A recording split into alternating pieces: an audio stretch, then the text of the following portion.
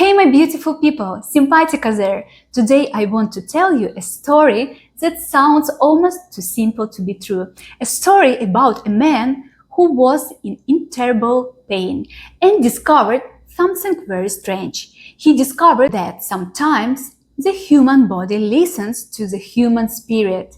His name was Norman Cousins, and his story completely changed the way many people think about laughter. In 1964, Norman Cousins became seriously ill. He was suffering from a painful inflammatory disease affecting his spine and joints. The pain was severe.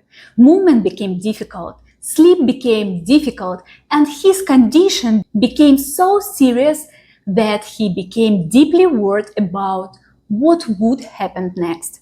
But Norman was not the kind of person who simply accepted that his situation was hopeless. He started asking questions, not only what medicine can I take, but something much more interesting. What can I do to help my own body? And that question changed everything because Norman believed that if negative emotions affect the body, perhaps positive emotions could affect it too. Hope, love, faith, confidence, and laughter. But there was one small problem. How do you laugh when you're in terrible pain? How do you find something funny when your entire body is telling you that life is not funny at all? Norman decided to experiment. With his doctor's knowledge and supervision, he began watching comedy films, old Marx Brothers movies, candid camera, anything that could make him genuinely laugh. And then something extraordinary happened. Norman noticed that after a period of deep, genuine laughter, his pain became easier to tolerate. He famously reported that about 10 minutes of genuine belly laughter could give him about 2 hours of pain-free sleep. Think about that. 10 minutes of laughter, 2 hours of sleep. For him, laughter was not just entertainment. It became part of his strategy for getting through the day. But here is the part of the story that fascinates me most. Norman did not believe that laughter was some kind of magical cure. He combined it with medical care and other treatment. And his story was one person's experience, not a prescription for serious illness. But he discovered something incredibly important. The way we feel is not completely separate from the way our body functions. And today scientists continue to study exactly this connection between emotions, the nervous system, stress, and the body. Research suggests that laughter can have measurable physiological effects, although the benefits are generally modest and the evidence is not strong enough to treat laughter as a replacement for medical care. And this is where his story becomes much bigger than medicine. Because ask yourself, when was the last time you laughed so hard that you forgot to check your phone? Not a polite smile, not a little haha under a video.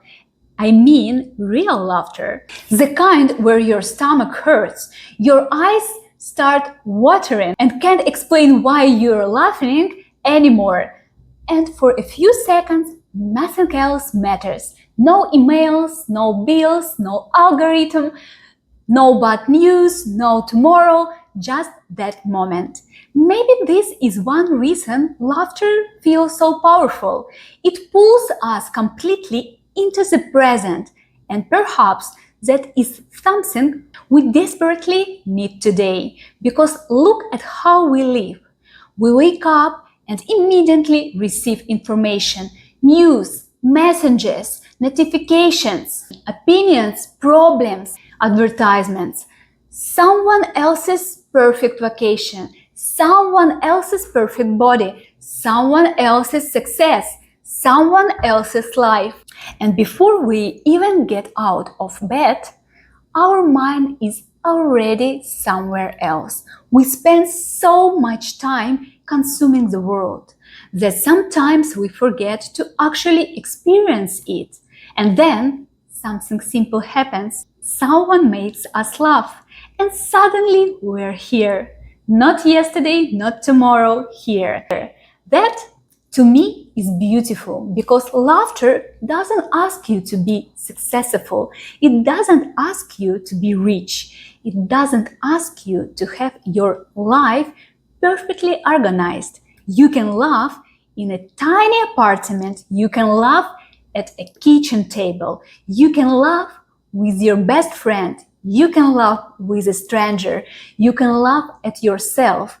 And maybe laughing at yourself is one of the healthiest forms of freedom, because the moment you can laugh at your own mistakes, your mistakes become smaller.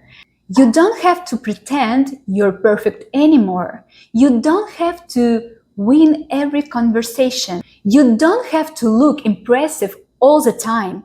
You can simply be human. And I think we desperately need more of that. There is another thing about Norman's story that I love. He didn't wait for happiness to magically appear.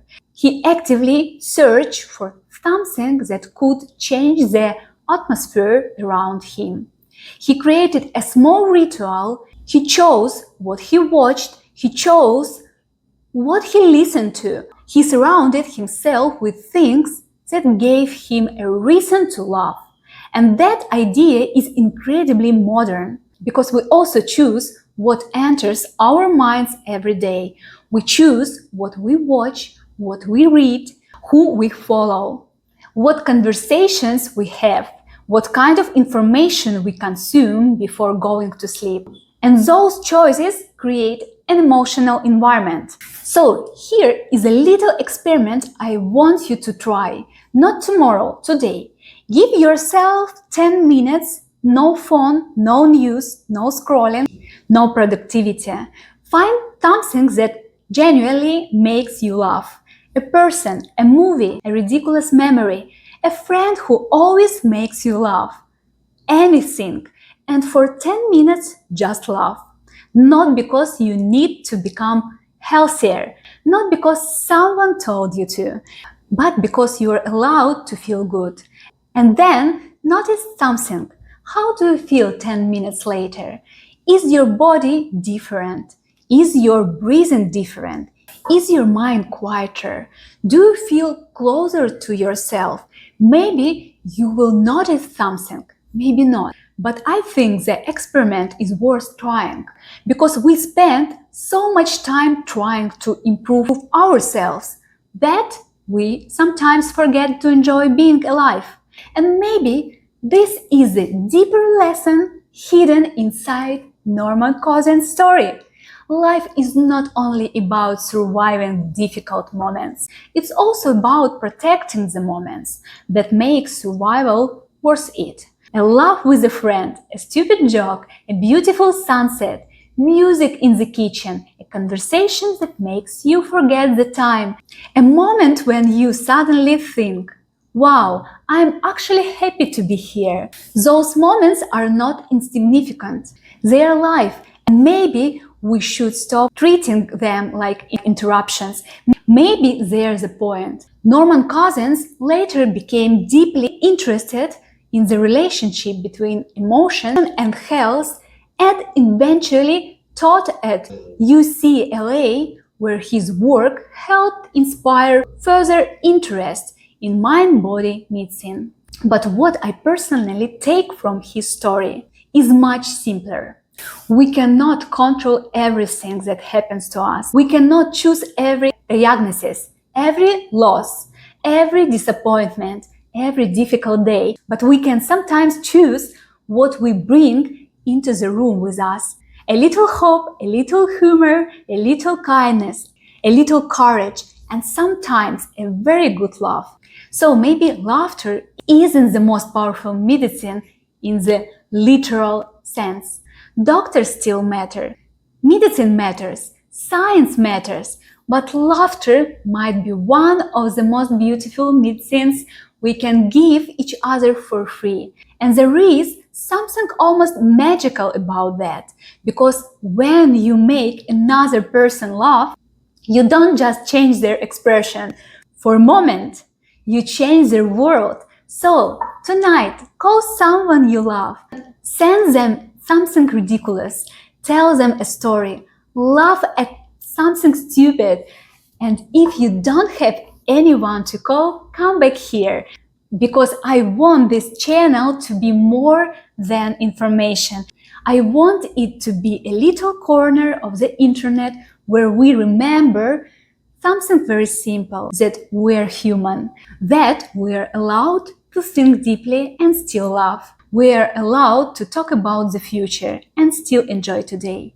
We're allowed to be ambitious without forgetting how to smile. And maybe in a world that keeps telling us to become more productive, more successful, more perfect, one of the most powerful things we can do is simply remember how to laugh. So tell me in the comments, when was the last time you laughed so hard that you completely forgot about your problems? I really want to hear your story. And if this little conversation made you smile, give it a like, subscribe and stay with me, because here we're going to talk about the future, but we're not going to forget how to live in the present. And maybe that is the best medicine of all. Thank you so much for watching. See you